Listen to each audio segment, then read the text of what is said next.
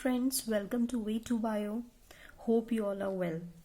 So आज का जो वीडियो है बेसिकली वो यूजी पीजी प्रोग्राम्स के लिए है और अगर हम बात करें स्पेसिफिक कुमाऊं यूनिवर्सिटी की तो वहाँ पर इस टॉपिक पे शॉर्ट नोट्स के फॉर्म में क्वेश्चन पूछा जाता है एमएससी बॉटनी में। तो ये वीडियो उन लोगों के लिए मेनली है, ठीक है। तो टॉपिक का नेम क्या है? Blast.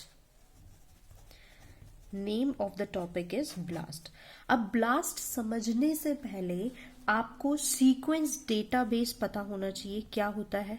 What is sequence database?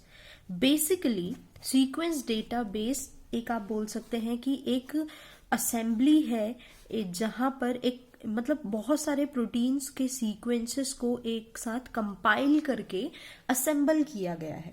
एक ऐसा डेटाबेस है जहां पर बहुत सारे सीक्वेंसेस को क्या कर रखा है? कंपाइल कर रखा है, जिसमें अलग अलग सीक्वेंसेस हैं जिनका फंक्शन अलग है, जिनका स्ट्रक्चर अलग है। तो there are various protein sequences of different sizes, function etcetera available. तो एक असेंबली है उनकी, ठीक है। अब क्या होता है कि ये जो प्रोटीन सीक्वेंसेस होते हैं डेटाबेसेस में, इस तरीके के प्रोटीन सीक्वेंसेस जो डेटाबेसेस में प्रेजेंट होते हैं, हम इनको कंपेयर करते हैं या फिर हम इसको किससे कंपेयर करते हैं? हमारा जो क्वेरी सीक्वेंस होता है, ठीक है। क्वेरी सीक्वेंस एक टर्म आ गया, क्वेरी सीक्वेंस। क्वेरी सीक्वेंस क्या होता है? जैसे मान लीजिए हमारे पास हमने कोई डीएनए एक्सट्रैक्ट किया, वहां से हमने कोई प्रोटीन का एक्सट्रैक्शन किया, ठीक है। अब ये प्रोटीन का एक्सट्रैक्शन हमें पता नहीं है, हमें इसका कुछ नहीं पता कि ये कहाँ, क्या इसका स्ट्रक्चर है, क्या इसका फंक्शन है, क्या इसमें प्रोसेसेस हैं। तो हम इसको जानने के लिए इसे किससे कंपेयर करेंगे?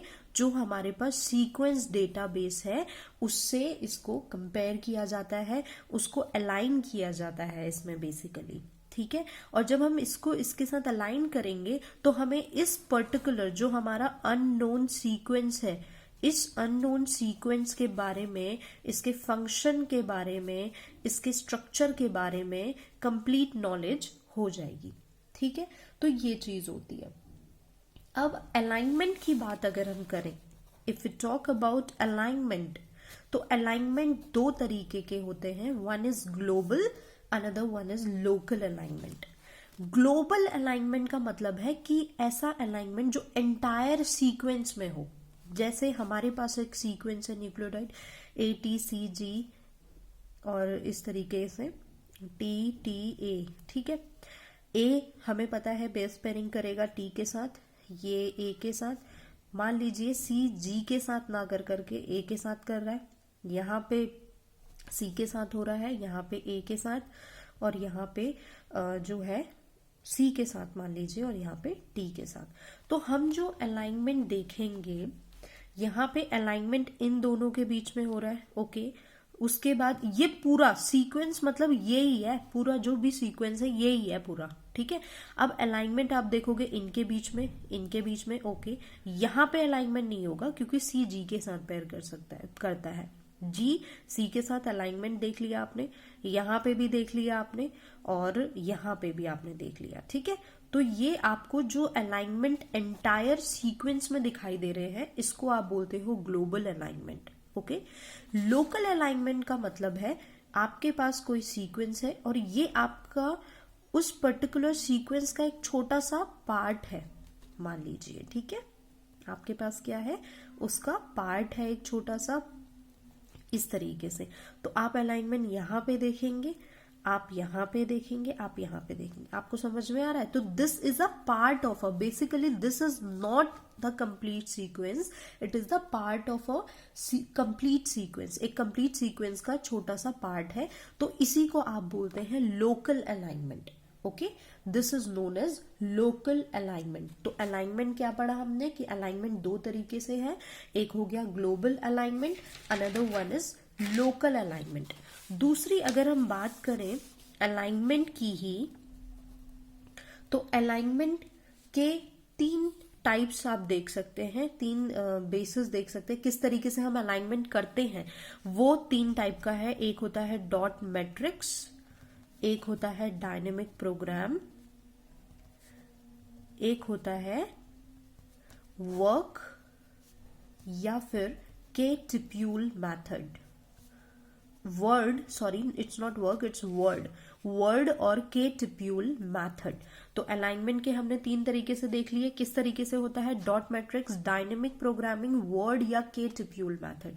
हमारा जो फोकस होगा वो इसके ऊपर होगा क्योंकि ब्लास्ट जो है वो इसी पे बेस्ड है, ठीक है। अब ये वर्ड और के टिप्यूल मैथड जो हमारे फास्ट और ब्लास्ट है, फास्टा और ब्लास्ट है, ये किस पे बेस्ड है, के टिप्यूल मैथड पे। सो अब ये होता क्या है बेसिकली, मान लीजिए you have a sequence ATCGACG ठीक है, ये सीक्वेंस है आपके पास। आपने क्या करा, आपने वर्ड 1 सेलेक्ट किया, आपने क्या सेलेक्ट किया, 3 न्यूक्लियोटाइड आएंगे एक साथ, ये आ गए, ये 1 हो गया, ये क्या हो गया, वर्ड 1 हो गया। सेकेंड जो सीक्वेंस बनेगी, सेकेंड जो कोडॉन आप लेंगे, वो ये दोनों T और C और G, ये सेकेंड हो गया, GCA ये थर्ड हो गया, GAC ये फोर्थ हो गया, फिर आपका ACG ये फिफ्थ हो गया, फिर आपका इस तरीके से ये चलता रहेगा। तो समझ में आ रहा है, जो इस पर्टिकुलर कोडॉन में आप देख रहे हैं ATC, और आप अगर सेकंड को देख रहे हैं तो दैट इज TCG, ठीक है। कॉमन क्या है, T और C कॉमन हो गए कि नहीं हो गए, तो यहाँ पे T और C कॉमन हो गए। तो जो ATC है वो एक वर्ड बनाएगा, जो हमारा TCG है वो वर्ड 2 बनाएगा, जो हमारा नेक्स्ट सीक्वेंस होगा वो वर्ड 3 एंड सो ऑन, ऐसे करके ये बनाते जाएंगे। समझ में आया, ये इस तरीके से चलता जाएगा प्रोसेस। तो हमने क्या करा, हमने आइडेंटिकल शॉर्ट स्ट्रेचेस को सर्च किया। What we searched short stretches जो कि आइडेंटिकल है कि नहीं है, यहाँ पे आइडेंटिकल है ना इन दोनों को। अगर आप वर्ड 1 और वर्ड 2 को देखते हैं तो वर्ड 1 में ATC है, वर्ड 2 में TCG है, आइडेंटिकल। तो आपको आइडेंटिकल कुछ मिल रहा है ना यहाँ पे, तो दैट इज कॉल्ड वर्ड या के टिप्यूल, इसी को वर्ड या के टिप्यूल बोलते हैं। फिर आप इसको, फिर एक डायनेमिक प्रोग्रामिंग होती है, इनसे इन सब वर्ड्स को क्या होता है, जोड़ दिया जाता है। Is that clear? ओके।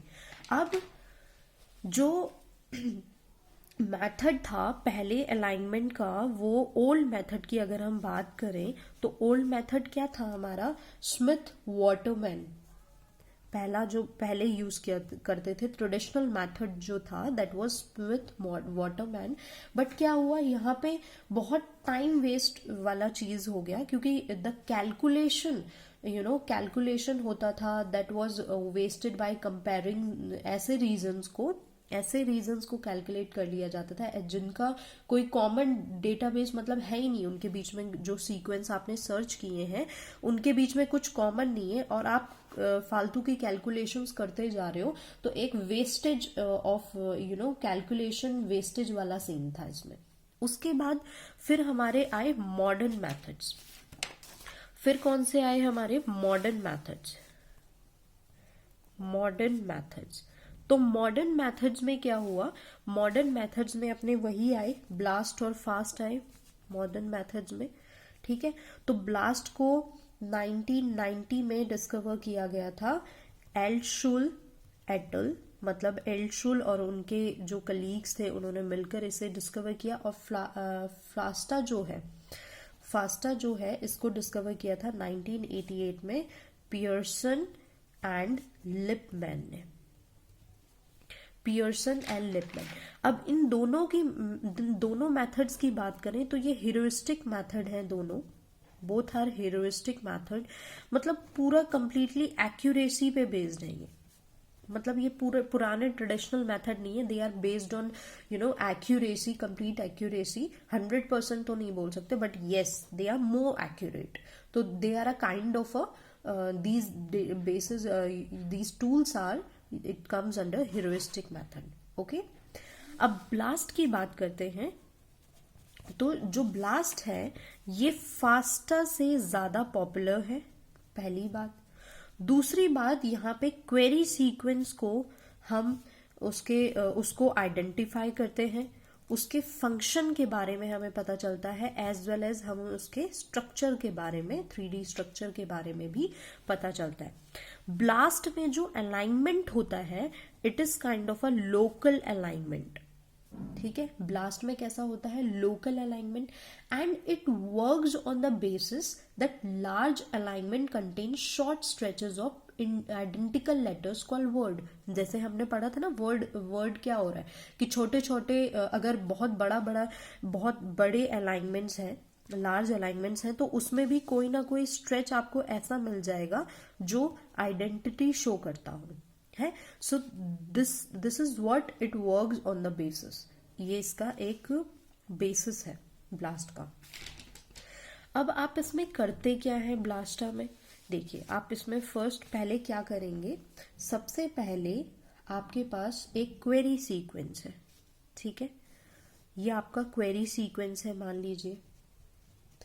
फिर आप उसके वर्ड्स की लिस्ट ढूंढेंगे। ये आपको वर्ड्स की लिस्ट मिल गई, आपने ढूंढी, मतलब आपने कंप्यूटराइज्ड होगा पूरा, तो वर्ड लिस्ट आपको मिल गई जो सिमिलैरिटी शो करेंगे, है ना, वही स्ट्रेचेस मिल गए आपको। उसके बाद आपने कंपेयर करना है उस वर्ड लिस्ट को डेटा बेसिस के साथ एंड आइडेंटिफाई एग्जैक्ट मैचेस। और उसके बाद फिर आप क्या करेंगे, इनको, ये जो वर्ड लिस्ट आई है, आप अपना वो जो डेटाबेस आपके पास है, उस डेटाबेस के साथ, जो वर्ड लिस्ट ये आई हुई है, उस डेटाबेस के साथ आप कंपेयर कीजिए। मान लीजिए इसमें यहाँ पे आप देख रहे हैं ये वाला वर्ड लिस्ट जो है ये यहाँ पे, और उसके बाद आप नेक्स्ट डेटाबेस में ले रहे हैं तो ये यहाँ पे आपको मिल रहे हैं इस तरीके से। ठीक है, तो आपने क्या किया, you compared the word list, जो ये वर्ड लिस्ट है, to the database and identify exact matches, जो एग्जैक्ट मैच है उसको आपने आइडेंटिफाई किया। नाउ फॉर ईच वर्ड अब क्या करना है आपको, अब क्या करना है देखिए, for each word match extend alignment. अब आपको अलाइनमेंट को एक्सटेंड करना है। जैसे ये आपका अलाइनमेंट था, तो अब इस पर्टिकुलर जो यहाँ पे अलाइनमेंट हुई है, इस पर्टिकुलर अलाइनमेंट को आप दोनों डायरेक्शन में स्ट्रेच करेंगे। You will extend this alignment in both direction. ठीक है, यहाँ पे आपको इसको स्ट्रेच करना पड़ेगा, तो फिर ये पूरा आपको, मतलब आप फिर कंपैरिजन करते हैं इसको, और दोनों डायरेक्शन में स्ट्रेच करने के बाद, अब ये तो था इसका प्रोसेस पूरा ब्लास्ट का, कि ब्लास्ट किस तरीके से होता है, एक शॉर्ट प्रोसेस, एक समरी प्रोसेस हमने सीख लिया है यहाँ पे। अब आते हैं आपके टाइप्स ऑफ ब्लास्ट। ठीक है, नेक्स्ट क्या आता है, नेक्स्ट आता है types of blast. Types of blast, तो ब्लास्ट के टाइप्स अगर आप देखेंगे तो एक होता है इसका, अलग अलग टाइप्स के ब्लास्ट होते हैं। एंड ये भी ध्यान रखिएगा कि ब्लास्ट जो है, it gives better protein sequences के लिए, मतलब बेटर एक अंडरस्टैंडिंग देता है फॉर प्रोटीन सीक्वेंसेस। ठीक है, बेटर अलाइनमेंट किसके लिए देगा, वो प्रोटीन सीक्वेंसेस के लिए। बेसिकली हम करते हैं न्यूक्लियोटाइड और प्रोटीन के लिए, तो जो ब्लास्ट होता है वो प्रोटीन सीक्वेंसेस के लिए मेनली यूज होता है, उसके आइडेंटिफिकेशन के लिए, मतलब प्रोटीन सीक्वेंसेस के आइडेंटिफिकेशन के लिए ब्लास्ट जो है वो नॉर्मली यूज होता है। जैसे इसके स्टैंडर्ड अगर आप देखेंगे तो स्टैंडर्ड में 5 टाइप्स होते हैं इसके। ठीक है, जैसे ब्लास्ट पी हो गया, ब्लास्ट एन हो गया, उसके बाद ब्लास्ट एक्स हो गया, फिर आपका आता है टी ब्लास्ट एन, फिर आपका आता है टी ब्लास्ट एक्स। तो ये इसके स्टैंडर्ड 5 टाइप्स के ब्लास्ट है। ठीक है, तो आई थिंक कि शॉर्ट नोट के लिए आपको इतना, अगर आप इसको पूरे जो मैंने समझाया है इसे अगर आप कंपाइल करके लिखेंगे ब्लास्ट में, तो आपको एक अच्छे नंबर स्कोर कर सकते हैं। तो that would be enough I guess for your exam. So all the very best for your exams and मिलते हैं नेक्स्ट वीडियो में। Thank you so much. Okay friends, तो ये स्क्रीन पे मेरी मेल आईडी फ्लैश हो रही है। अगर आपको कोई भी क्लास से रिलेटेड क्वेरीज हो तो मुझे इस मेल आईडी में आप मेल कर सकते हैं। जो मेरा रिस्पॉन्स होगा वो विद इन 24 आवर्स आपको मिल जाएगा। Thank you.